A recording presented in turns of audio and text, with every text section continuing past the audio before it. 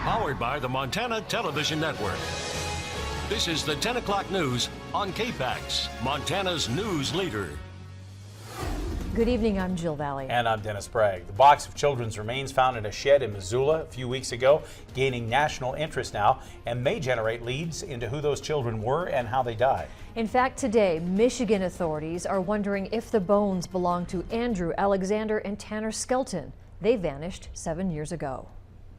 The lead investigator for the Michigan State Police confirms he's reached out to Missoula Police about a case involving 3 missing brothers from the small town of Morenci, Michigan. The boys' ages match the general ages of the skeletal remains found in Missoula. These boys vanished in November of 2010. Their father claims he gave his sons away to an Amish family, but the children haven't been seen since. He's serving time in prison for unlawful imprisonment.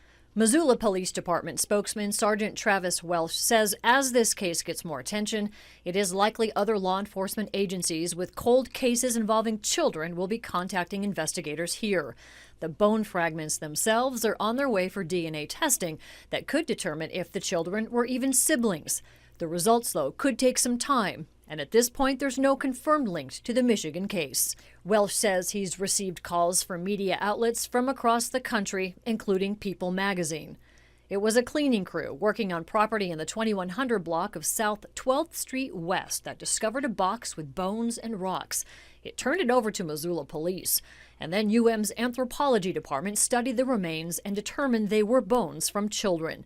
The bones are not considered ancient, instead modern. It is unclear if the children died of natural causes 100 years ago or if they are indeed the victim of violent crime. Detectives have told us the shed where the bones were discovered was not a crime scene itself. This Michigan call today could be the first in a series of calls that other law enforcement agencies make to Missoula about the case. Now, Welsh says there is a person of interest they'd like to talk about, but that person is not considered a suspect. For nearly 3 years, the construction and opening of Missoula College has been the center of her life. But now, Dean Shannon O'Brien says it's time to turn the school over to someone else and focus on the construction of her young son's life. Dr. Shannon O'Brien has been dean of Missoula College for the past 2.5 years, coming on board soon after UM broke ground for the new school at the mouth of Hellgate Canyon. During her tenure, O'Brien has been the central figure in getting the new college constructed and completed on time, and overseeing the massive transition of moving Missoula College operations across town. But now O'Brien is opting to take one of those voluntary severance offers so she can spend more time with her young son. He's 8 years old and he's not getting any younger. But it has been a phenomenal opportunity for me to work with some amazing people at Missoula College. It's not every day someone gets the opportunity to take a college from zero to full speed in a career.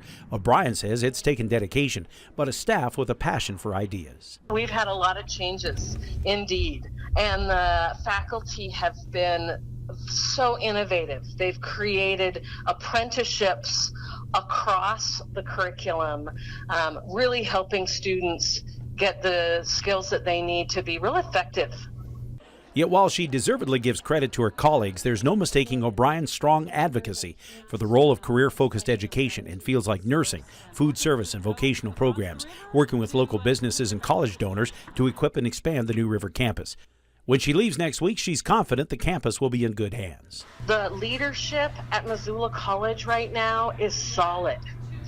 Everyone is focused on the students. Missoula College is a community invested in creating relevant and valuable learning experiences for our students. I just want to thank the faculty at Missoula College. The staff and the faculty have made the world a much better place and continue to.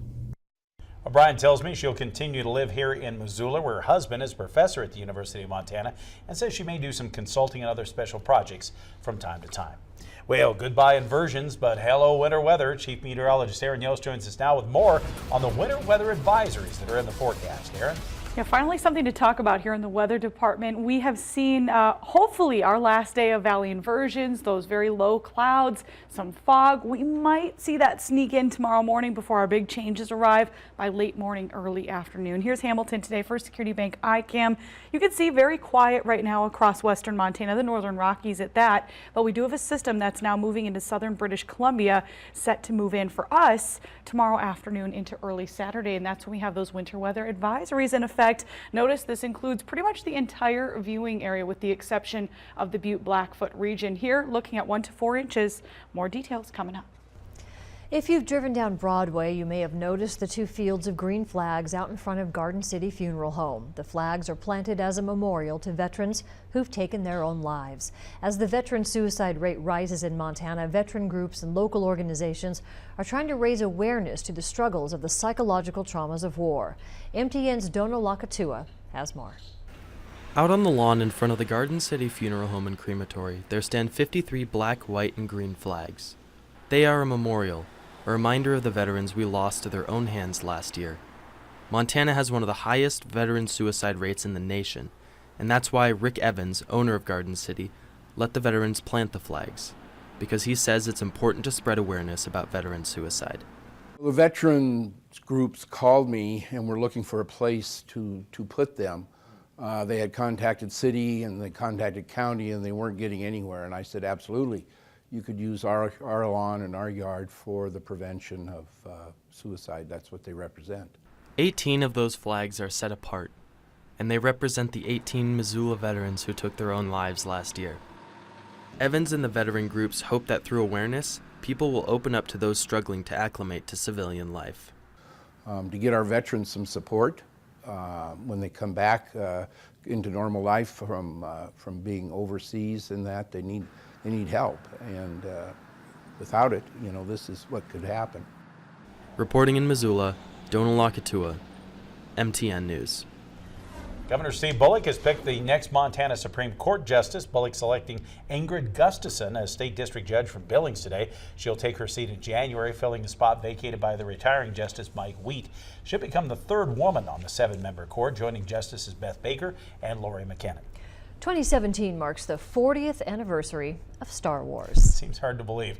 Now, 4 decades after Luke, Han, Leia, and Chewie had a bad feeling about this, The Last Jedi premiered in thousands of theaters across the country. MTN's Eric Clement spoke to one of the first people in line to see the Missoula premiere. For 40 years, where there's been Star Wars, there have been hordes of fans waiting for hours on end in line to see the movie. They were there for the Battle of Yavin in 1977. They even stuck by through the terror of Jar Jar Binks in 1999. Now, with The Last Jedi, seeing the movie is a bit more streamlined. Seats can be reserved, making long lines unnecessary. But these 3 women are true Jedi masters who follow the advice of Yoda. Do or do not. There is no try. Yeah, no, this is like the Charlie's Angels of Star Wars, a bunch of hot babes checking out in line. And we thought that all the fanboys would be here and we would get into some serious debates, but no, it's just us. We are the most hardcore Star Wars fans in Missoula County right now. Cannizzaro and her friends Stephanie and Dana have been waiting since 11 o'clock Thursday morning. She says there are few things she's as obsessed with as Star Wars. Here I am. I've been in the line all day and I'm going to be here for 8 hours before I see this movie. I think that should tell you everything. Cannizzaro is a lifelong fan of the adventures of the Skywalker family. Dude, I was 3 when I saw the first one. But her favorite character is one that's been in all 7 movies. R2-D2, that's easy. He's loyal, he's awesome, he sticks by everybody. He's a good soul with a good heart, even though he's a robot, but I think robots have souls. As for The Last Jedi, Cannizzaro is going in with no expectations, except one. She wants to see Admiral Akbar get the credit he deserves for warning the rebels during the assault on the 2nd Death Star. It's a trap! He got no credit for it. Should give him one of those medals that they gypped Chewbacca out of in A New Hope. In Missoula, Eric Clements, MTN News. She knows her Star Wars. Have you got your lightsaber all charged up? Oh, it's ready to go. Yeah. All right. Well, still ahead, Erin is back with the latest on our winter weather that's headed our way. And later, a wrap of today's national headlines, including the decision to unravel net neutrality rules. What's that mean for you? Find out in a few minutes here on KPAX.